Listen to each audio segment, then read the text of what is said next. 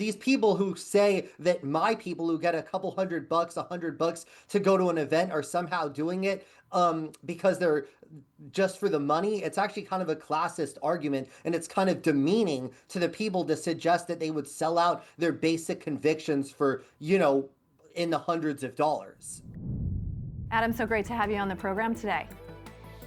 Molly, thanks so much for having me with you. So Adam, I'm curious, in simple terms, what does Crowds on Demand do?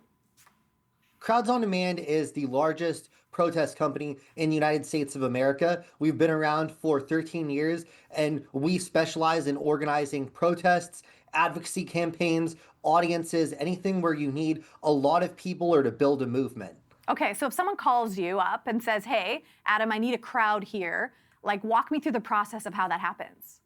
Sure. So there's two ways that people do it. Sometimes people will come ready with an idea, ready with a narrative, signs. They just need us for the people. That's fine. And we do that a lot. That's at least half of what we do. But the other half is they say, hey, we need you to build a movement. Here's our objective, right? We'll build an advocacy group, hire leaders, hire canvassers, organize phone banking, emails to officials, organize demonstrations, rallies, leaflets, kind of a comprehensive campaign with sort of demonstrations and direct action at the center of it. How fast can you get a crowd together? We can get a crowd together within 24 hours if necessary, but Wow. that involves a lot of work from my team. So I always tell clients I like 5 days a week, or if it's a 1,000+ person crowd, we like to have more than a week, as you can imagine. So who is calling you to, provide these services? So it really depends. There's a lot of misinformation that we work for a lot of candidates, which Yeah. is actually not the case. It's mostly for advocacy groups, political organizations, sometimes well-to-do individuals, sometimes companies that have a need to kind of, they're either in a dispute with a competitor or want to advocate for a position. Also, we do a lot of kind of non-protest related things such as PR stunts where you're a smaller company and you want to kind of advocate for yourself at a major conference and you want to make a splash. And so we'll do that as well. Okay, so I'm really fascinated by these protesters for hire. Who Sure. who are these people that you are hiring to go out to an event?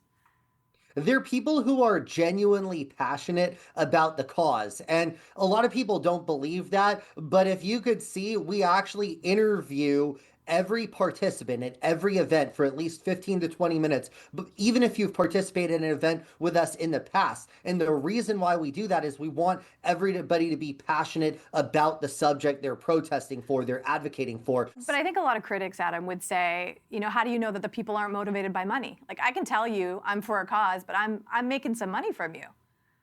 Well, I guess I would put it to you this way, Molly. A lot of the people, the biggest critics of our business, are commentators on the internet and on TV who make 7, 8 figures per year, supposedly to genuinely speak about their opinions. So these people who say that my people who get a couple $100, $100 to go to an event are somehow doing it because they're just for the money, it's actually kind of a classist argument, and it's kind of demeaning to the people to suggest that they would sell out their basic convictions for, in the hundreds of dollars. So you don't believe what you do is astroturfing?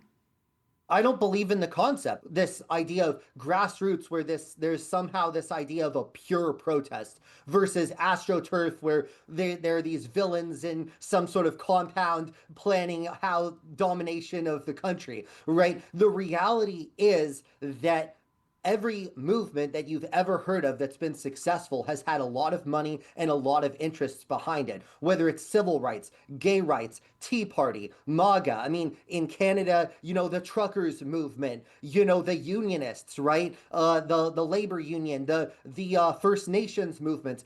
All of these movements have a ton of money, a ton of backing behind them. I can get behind you on that. I can agree with you on that. I guess my difference is they're not always secretly funded.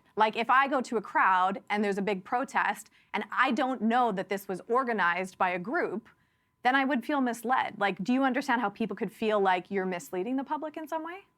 If you go to a rally, right, you may have trade unionists at the rally, right? And those union people are told to be there by their union. If they don't go, they get a terrible shift. And if they do go, they get a better shift. Are they disclosing that that's why they're there? There are people who are go to rallies and they're there to post it on Instagram or on social media and say, here, I was there, I'm woke, I'm with the cause, right?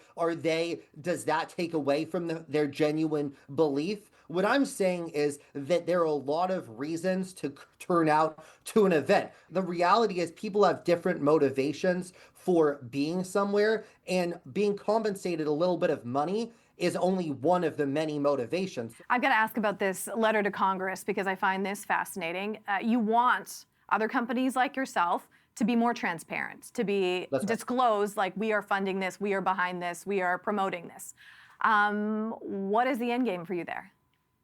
The end game is to try to bring a little bit more transparency to the process because, as I said, I am not against transparency, but I'm against the idea of I have to show my cards and no one else is going to show their cards. So I want to know if people who are political activists are there in an unpaid capacity, but they're paid generally as political activists. So what we're saying is we want to know what people's ulterior motives are. So I'm happy to reveal that if everyone else is also required to do so. So number one, and number two, because there's so much misinformation around there, I am worried that there are bad actors such as foreign governments and other sort of outside agitators who are seeking to use our beautiful freedoms that we have in the United States against us to manipulate us against each other. And this is a safeguard if implemented correctly.